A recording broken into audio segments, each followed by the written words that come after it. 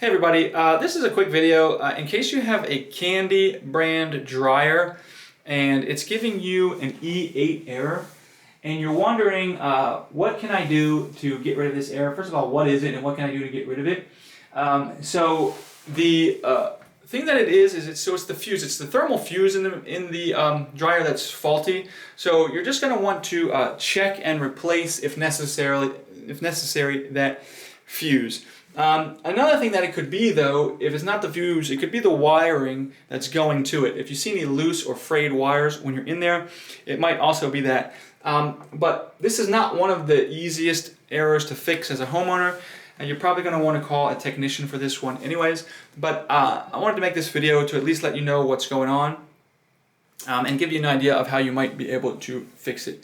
So anyways, thanks a lot for watching. Have a great day.